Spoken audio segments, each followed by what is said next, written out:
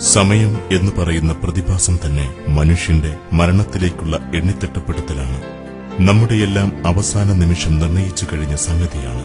ഇനി നാം എത്ര ദിവസം, എത്ര മണിക്കൂർ, എത്ര നിമിഷം ജീവിക്കും എന്നതും നിർണിതമാണ്. ആ സമയപരിധി ഓരോ നിമിഷവും കുറഞ്ഞു കുറഞ്ഞ് പൂജ്യത്തിലേക്ക് അടുക്കുകയാണ്. അങ്ങനെ പതുക്കെ പതുക്കെ നാം അറിയാതെ ആ ഒഴിച്ചുകൂടാനാവാത്ത സമയം വന്നണയുകയായി. ഒരുപാട് വർഷങ്ങൾ മിടിച്ചുകൊണ്ടിരുന്ന നമ്മുടെ ഹൃദയം നിശ്ചലമാകും. ശ്വാസം നിൽക്കുന്നു, ശരീരം തണുക്കുന്നു. നാം ഇപ്പോൾ കാണുന്നത് മരണം വരിച്ച ഒരു ശരീരം തണുക്കുന്നതിന്റെ തെർമോ ഇമേജാണ്. ഒരു തെർമോ ഇമേജ് ക്യാമറ കൊണ്ട് എടുത്തതാണ് ഈ ചിത്രം. നാം ഒരിക്കലും നമ്മെ മരണം പിടികൂടുകയില്ലെന്ന് ധരിക്കരുത്. മരണത്തിനു ശേഷം എല്ലാവരും ദൈവസന്നിധിയിൽ ഉയർത്തെഴുന്നേൽപ്പിക്കപ്പെടുന്നതാണ്.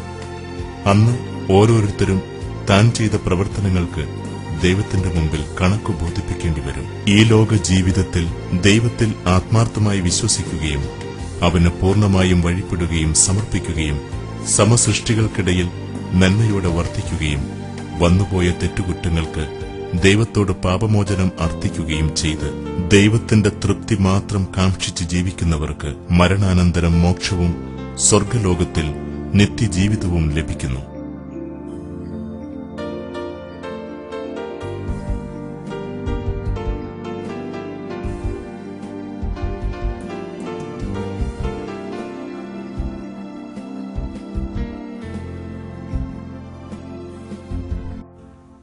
മറിച്ച് ഈ നൈമിഷിക ലോകത്തിലെ അലങ്കാരങ്ങളിലും വിഭവങ്ങളിലും മതിമറന്ന് അഹങ്കാരിയും അധർമ്മകാരിയുമായി ജീവിക്കുന്നവർക്ക്, ദൈവവിശ്വാസിയെങ്കിലും ആ ദൈവത്തിന്റെ നിയമങ്ങൾ ജീവിതത്തിൽ പാലിക്കാൻ വിസമ്മതിക്കുന്നവർക്ക്, സമസൃഷ്ടികൾക്കിടയിൽ നന്മയോടെ വർത്തിക്കാത്തവർക്ക് ഈ ലോകത്തും പരലോകത്തും ഭയാനകമായ ശിക്ഷകളാണ് അഭിമുഖീകരിക്കേണ്ടി വരിക.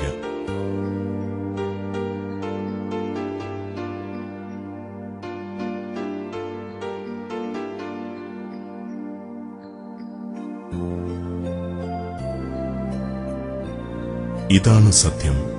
അതുകൊണ്ട് മനുഷ്യൻ അവന്റെ ഈ ലോകത്തിലെ നൈമിഷിക വിഭവങ്ങളിൽ മതിമറന്നു പോകാതെ തന്നെ ദൈവത്തിന് സമർപ്പിക്കുക.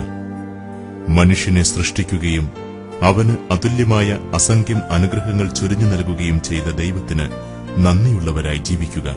സമസൃഷ്ടികളോട് നന്മയോടെ മാത്രം വർത്തിക്കുക. ഐഹിക ജീവിതത്തിന്റെ നിറപ്പകിട്ടുകളിൽ വഞ്ചിതരാകാതിരിക്കുക. ഈ ലോകത്തിലെ എല്ലാ വസ്തുക്കളും നശിക്കുക തന്നെ ചെയ്യും.